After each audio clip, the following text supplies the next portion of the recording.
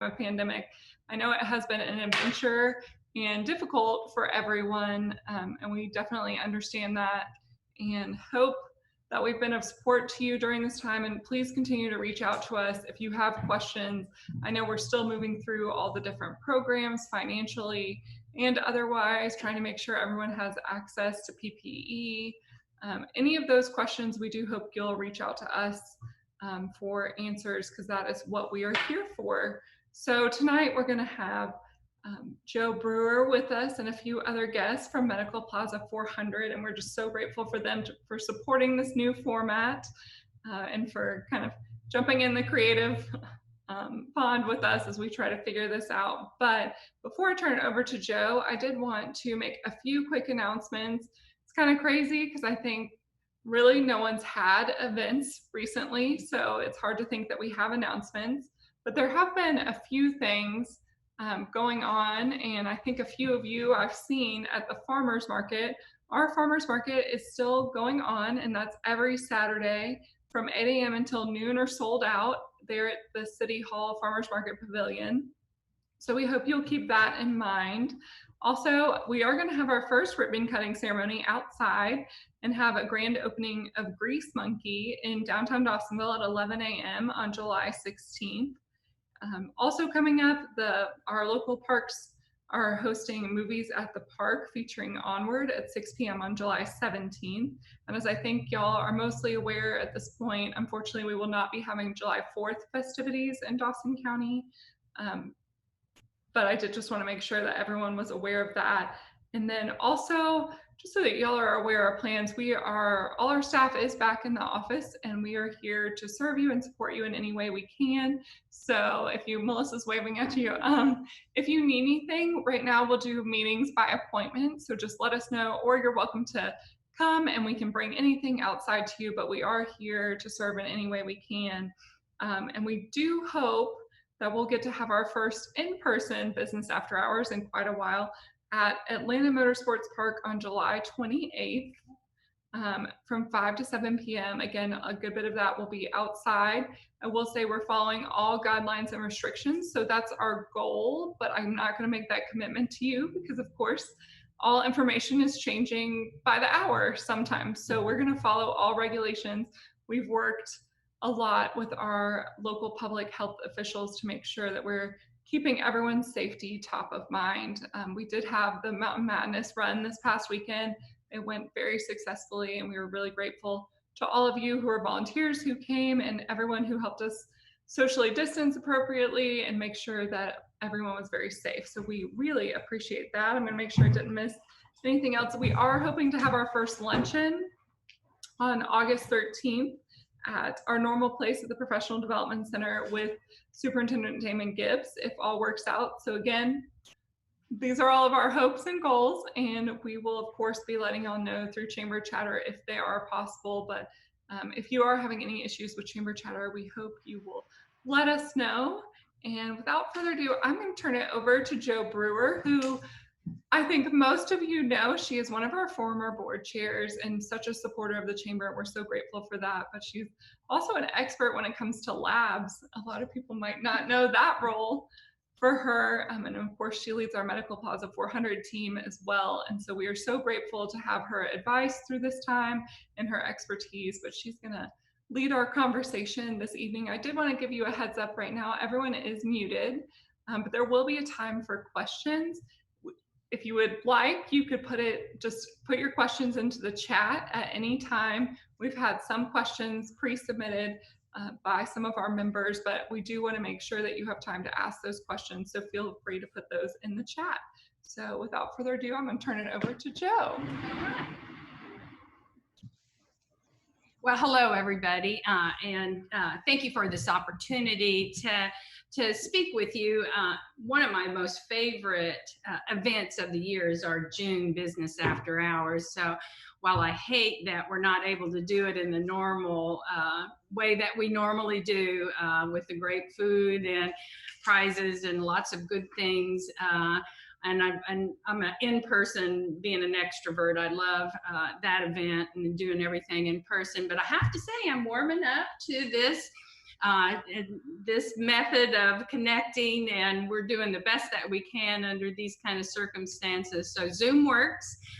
We are able to connect with each other and get a few things out to folks that we feel is important. So I hope all of you have stayed healthy and that your loved ones are also in good shape. I just wanted to say that we value your health, your friendship. The people in this region are wonderful. The people of the Chamber are wonderful. And so we want to continue to help you with your health wherever we can. Joining me today are three talented experts who are members of our team. I'm going to introduce each one of it, and then I'm going to turn it over to Dr. Manapali, who will be our first speaker. So the first is Dr. Supriya Manapali. And she is somebody that I've gotten to know very, very well over the last several months. She led our COVID response for the organization for all of Northeast Georgia Health System. And she led that starting way back in January of 2020. She is chair of Northeast Georgia Medical Center's Infection Prevention and Control Committee, and an absolute expert. I can honestly say that I don't think we would have been as successful in managing this without her efforts. She worked tirelessly from daybreak to the evening, and has really helped us do all the right things that we needed to do to conquer this COVID menace that we've had. Also joining us tonight is Jennifer Little. Jennifer is Administrative Director for Northeast Georgia Physician Group, and her role encompasses a pretty wide variety of practices. She oversees internal medicine, which is a big group, also family medicine, which is a big group, also excitingly psychiatry and counseling, and also allergy and asthma. So she's got some exciting news for us in a little bit, not to steal her thunder. Jennifer has been with the health system in an administrative role for a quarter century. She started when she was 5 years old, so that's a joke. So Jennifer really helps us get the supplies, the materials, and the physicians that we need to help serve this community. She is key in making sure that our needs are met out here. Also joining us tonight is Lauren Tumlin. And Lauren works with public relations, and we have really counted on them a lot through this whole crisis, getting the messages out, making sure everybody understood how they could keep safe. So she has done a great job. She specializes in the Northern 400 corridor, and so also lives up here as well. So she does a great job for us. But as you all know, it really has been challenging few months for everybody as we adjust to our new norm. And we have just really been heartened by the strong community support. Everybody has reached out to us to see how we were doing. Local restaurants have fed us.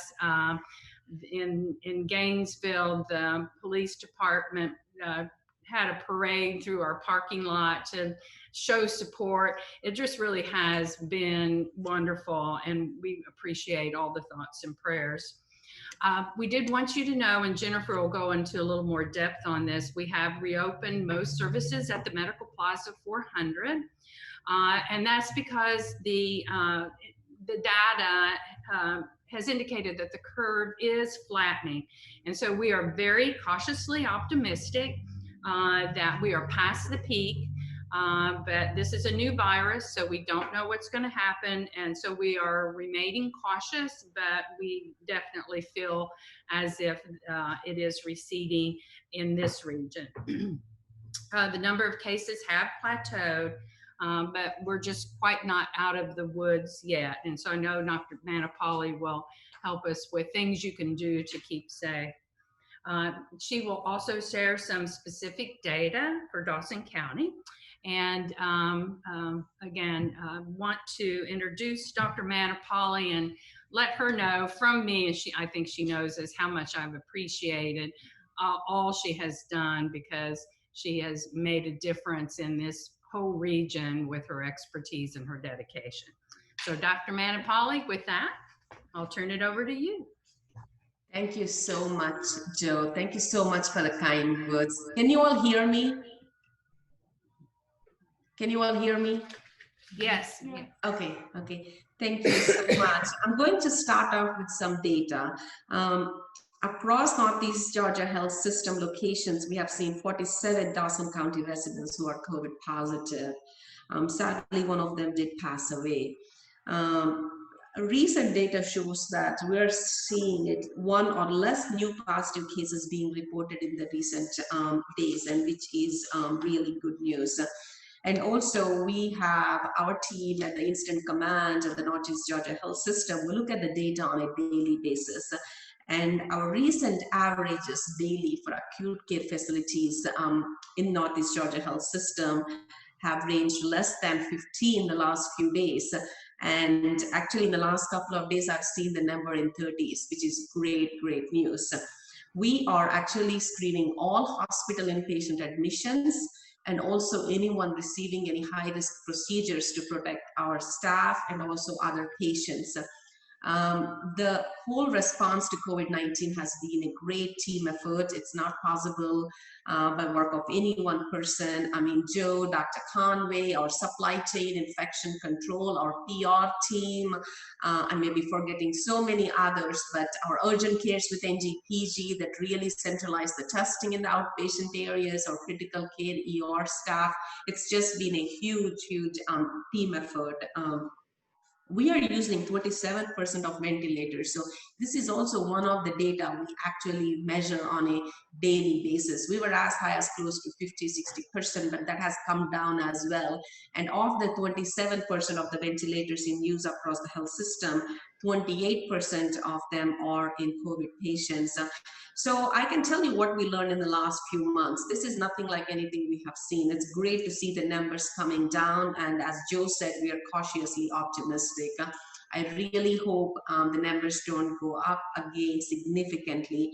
The first wave has not ended. We have seen a downward trend and some flattening for a few days. We're seeing a slight increase, but we're monitoring that closely. Patients that we have seen, we did not see the traditional, what we think of elderly, people who have no immunity. We saw several young, healthy people coming in very sick and even needing ventilator support for weeks. So this is not just a disease of the elderly or those with low immunity or those with chronic medical conditions. We use a test that is PCR based.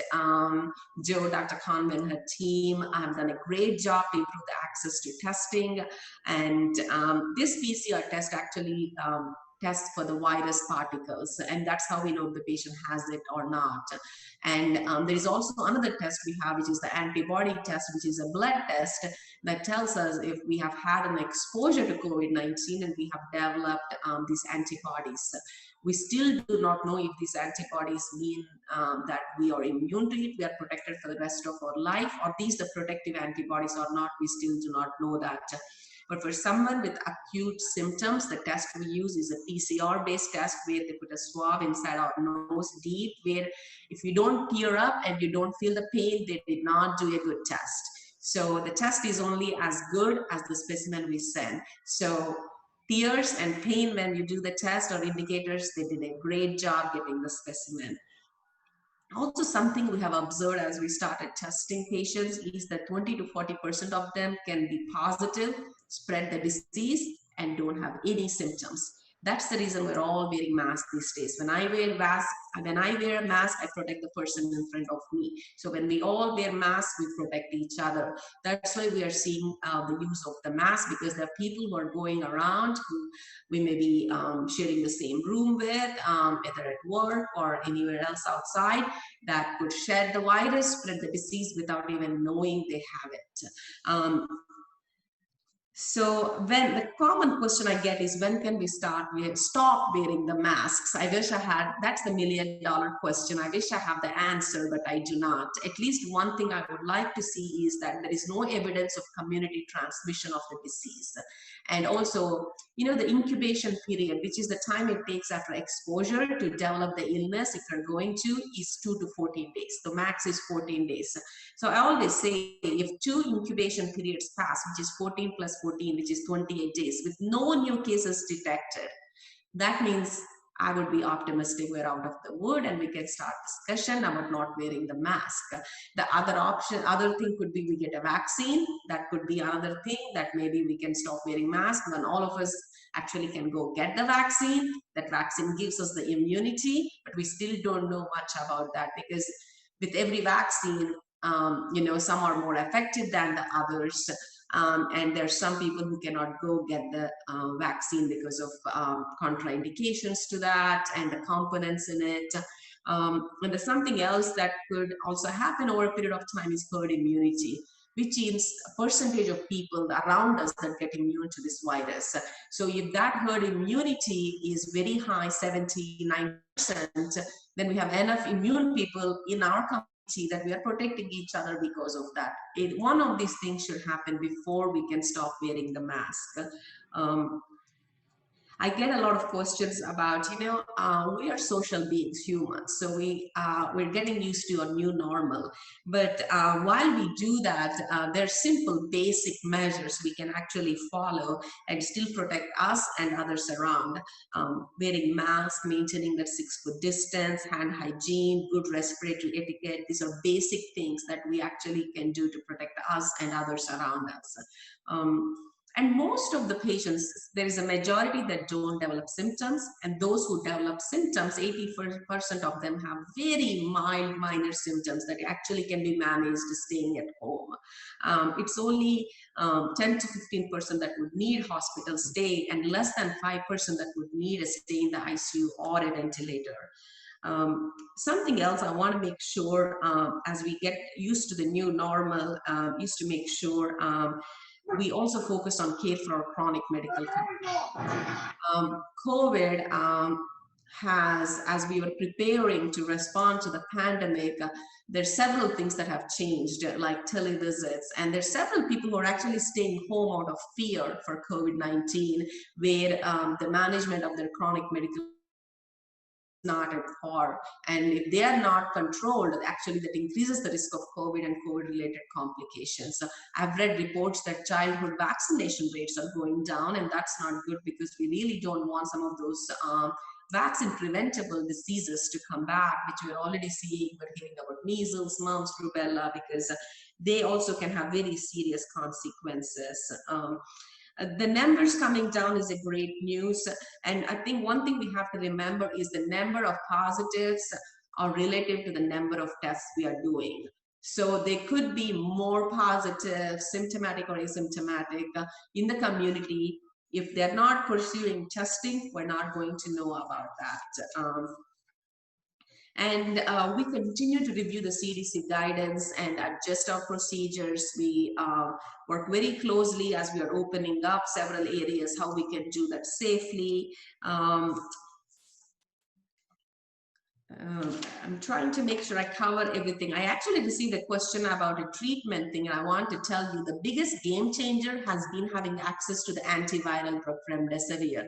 We were doing several things, using steroids, using a drug called tocilizumab for immune response, but what actually was the biggest game changer, and truly we received the remdesivir from the state, so I want to thank the governor's office for that, is having access to remdesivir. And in the last few weeks, those patients we were able to start on this drug, at least in the limited number I have seen, if we started early enough, I've not seen anybody progress to even needing a ventilator. So I cannot speak of those that got started on this drug after they're on the ventilator, but the ones we started early on the floor, I have seen great response. They've been able to go back home once they finish the treatment for 5 days. So I really, really am thankful that we have access to this drug. And also I have received question about actually school in the fall. I have 3 kids. I have a raising kindergartner. I don't know how that's going to look like, but I'm ready for face-to-face interaction, because school is not just about the subjects. It's our social interaction, what they learn as a team. And I think we should start talking to our kids about hand hygiene, getting used to wearing the mask when they're around others, keeping them home when they're sick and seeking medical care. These are some basic things we can do, hopefully, and hopefully the schools also can take some extra precautions, either actually decreasing the class sizes, keeping the distance, cleaning the surfaces more frequently, so that we can all work together as a community so that our kids can go back, hopefully in the fall, but we'll just have to see how the numbers look like. There is a lot of information about process, procedures. Our members are NGH's website, and there's a link for COVID-19 page. So if you click that, you can get into all this information, and our members are updated on a daily basis. And now I'm going to turn it over to Jennifer Little, who will tell you more about how we're keeping our patients safe and offering resources to help you. Thank you, Dr. Manapali. And like Joe said, I mean, Dr. Manapali, I've had the opportunity to know her for a multitude of years, and she's just a breath of fresh air and is always willing to help and has done so much for the community and continues to. So thank you for your leadership and support.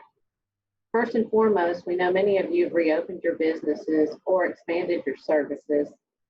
And we understand some of you are very cautious about entering back out into the community. Either way, we want to let you know that Northeast Georgia Physicians Group is here to help you. Our occupational medicine department actually has a video that provides great tips for getting back to work safely and how that looks like. And Joe, if you don't mind, at the end of this, I'll see if you don't mind sharing that link with the group so that they're aware of what that looks like.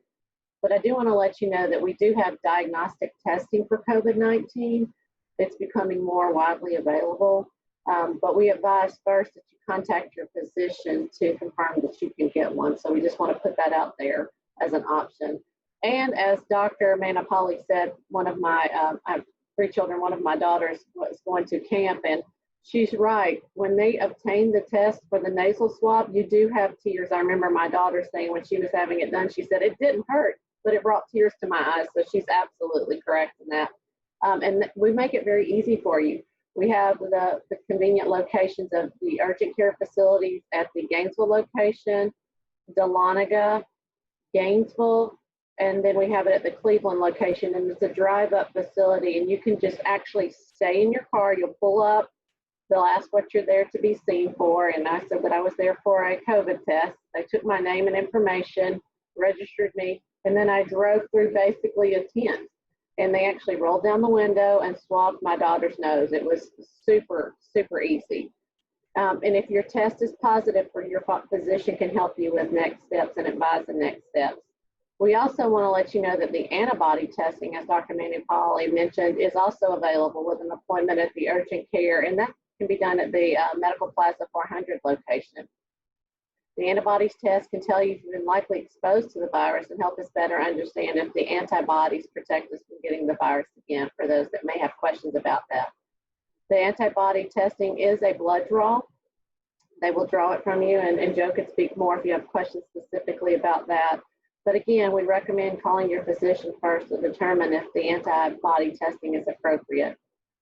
Our NGPG offices are still seeing patients for routine appointments, and I will tell you we have a blended approach.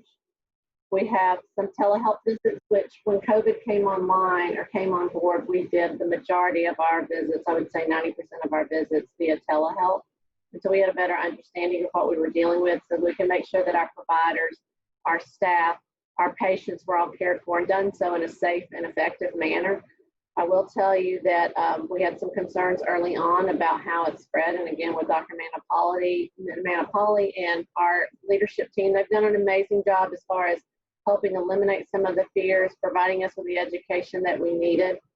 And I'm happy to say that at Dawsonville, we have had some curbside visits opportunities as well. You may be saying, what does curbside visits look like? Well, we've had the opportunity, because this has gone on for such a long time. We have patients that's on statins and medications that require blood draws. So we actually have our lab technicians that will gear up in PPE that will come out, draw your labs in the car. We make sure that the car is fully parked and turned off, and we do all the appropriate measures, but they will actually come out and draw your blood in the parking lot, make sure that there's no issues or signs or symptoms, and then that you can go on and conduct either your telehealth visit with your provider while in the parking lot on your phone.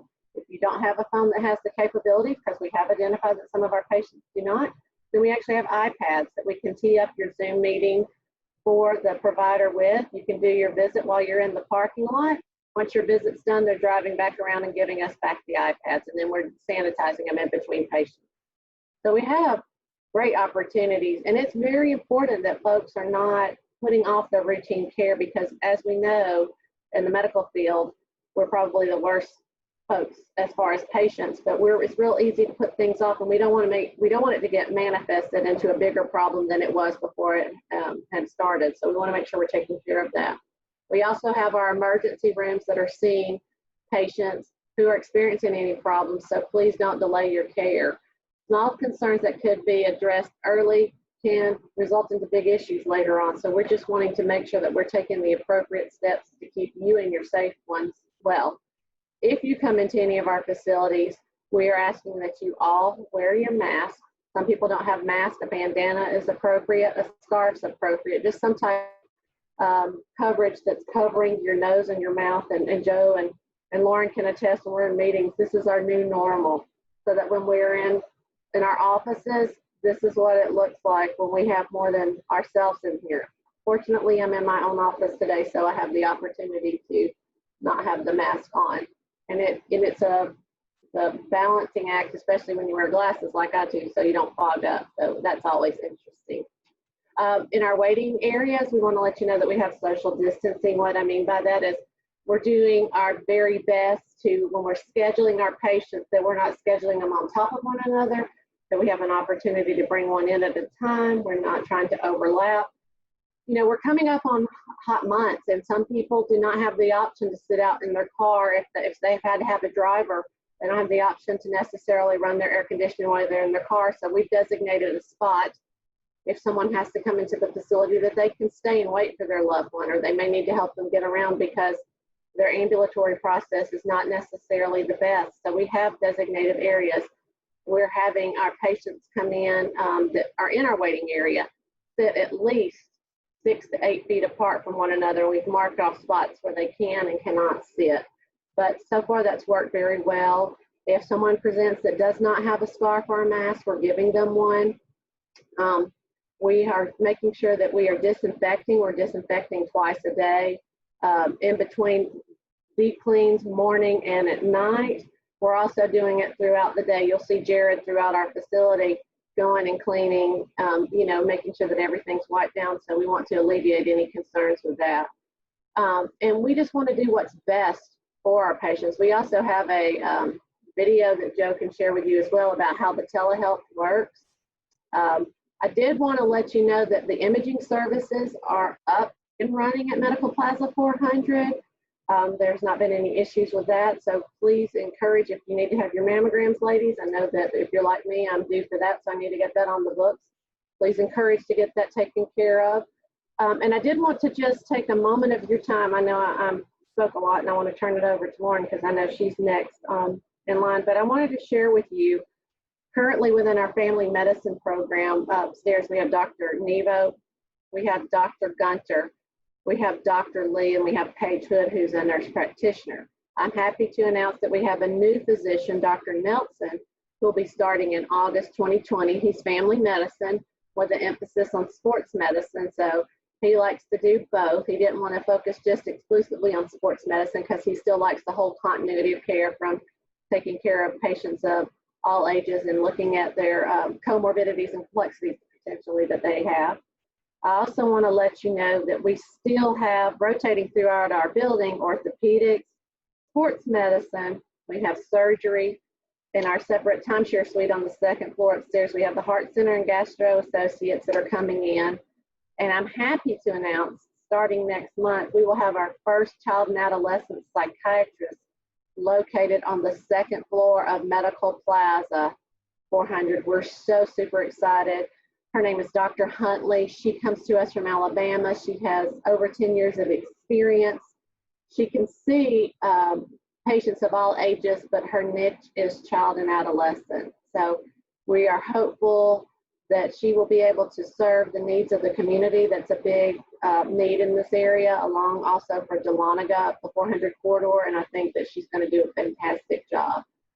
So having said all that, I just wanted to take a moment to pass the baton off to Ms. Lauren. Lauren's done a phenomenal job as far as helping us with our billboards, helping us with our mailers, helping us with everything that is being sent out into the community, updating our website real time, providing our information as we need it. And she has a partner in crime, Miss Kim Frisbee, who also has been instrumental as far as helping. But we just appreciate Miss Lauren and everything she does to keep us on the straight and narrow. So having said that, I'm gonna pass it off to Miss Lauren.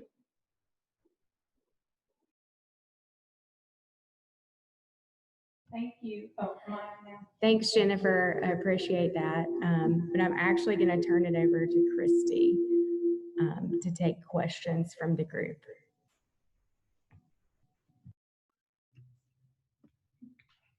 I think Joe had a few more things she wanted to mention real quick. I just wanted to mention, I got a text from our Executive Director of Imaging Services, and he wanted me to announce also that we are also opening up imaging services in Lumpkin at the hospital. We'll be able to do CT, ultrasound by appointment, and walk in with a physician's order imaging in terms of regular x-rays at the facility in Dahlonega as well, in GMC Lumpkin. So I wanted to make sure that I mentioned that. At Medical Plaza, of course, we have CT, MRI, ultrasound, bone density, and regular x-ray. And again, our laboratory is open from 8 a.m. to 8 p.m. So we're getting pretty close up to full speed. So I wanted to make sure that the imaging information was out there. Thank you. Absolutely. Well, real quick, I know there was at least one more question. Dr. Manapali did answer all the questions that we had received prior to this evening, but one question that one of our participants gave us during the chat is, and I'm sorry, Dr. Manapali, if I mess up this word, I am not a doctor, but has Northeast Georgia Health System used dexamethasone? That's good. Yes. Right? You did. Yes. Okay. So there are two types of steroids we are using, solumedrol and dexamethasone. Dexamethasone has been used even prior to it being in the news on the patients on ventilator in the ICU. The critical care team has been using that a lot. In those who are not on the ventilator, our team has been using more solumedrol. But with this new evidence, I know it's been in the news, but I always like to do my due diligence. I would like to read the research paper, but we are looking at possibly changing our practice also, maybe using dexamethasone even in those who are not on the ventilator. Great, thank you so much. Did anyone else have a final question before we move on? I don't know about y'all, but I have talked to a lot of friends and colleagues throughout the state and also throughout the country. And I have to say, we have been very blessed in Dawson County and in our region for the level of care that we have had here. I have a lot of friends that are just not so fortunate, unfortunately. And I would say, you know, particularly that we're in a rural area, it's pretty amazing that we have the level of care that we have. And we thank you, Dr. Manapali, for really leading that effort. I know it's been exhausting, but we do appreciate it. And we feel a little safer with you at the helm and such great practitioners at the helm. Nice. So we've heard only great things about you, and everyone to a person says you're amazing. So hopefully you feel that way and that you feel all that love. Thank you that I know. so much. It's been a great team effort. It's not just me. It's not just me. It's been a great team effort. A couple of things I did not cover, I received in the email, was the difference between flu and COVID-19. I know we're going to get in the flu season in the next 2 months or so, 3 months. And both of them cause respiratory illness. So in that way, they are very similar. But what we're still learning about COVID-19. But when it comes to mortality, the flu mortality is 0.1. In some areas with good resources could be 0.001%. Whereas COVID-19 mortality, we talk about 2 to 3.5%. In some areas, it's been much higher. And the other thing also is usually we think of flu as spreading to 1 or 2 people. COVID-19, at least from what we know, 1 infected person can spread up to 3 to 4 people. Minimum could be much higher in a closed room for a longer time. So they have similarities in how they present, but from what we do know, COVID-19 is more infectious, the mortality is higher, so definitely we have to take the precautions we've been taking in the last few months. And I also received a question, are we enrolled in any trials? We are. Joe, you can actually add more about this.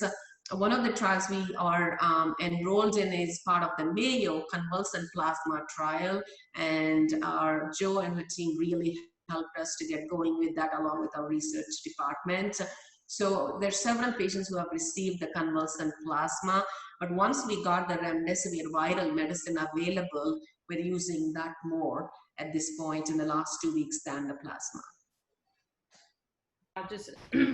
Just so you're aware, Dr. Manapali and others, we also enrolling in a trial, a research study really with ICYMI, and we're sending blood samples to a researcher there who is looking at polymorphisms in the African American genome and to explain why they seem to have worse outcomes and worse disease with this than others. So not really a clinical trial, so to speak, but pretty interesting research that we've done. We've also worked with ICYMI on comparative studies with saliva versus nasopharyngeal. Obviously, that's easier, and I had to laugh when Jennifer was saying the nasopharyngeal is not as comfortable as some people would like. So if we could self-collect a saliva specimen versus a nasopharyngeal, that might be able to expand the number of people that we can test. You could do it from home and maybe ship it in. So those are some additional things. There's lots of research going on, and it is, I think, will help us. And Dr. Manapali is wonderful to bring to the group all the research she reads incessantly about the disease.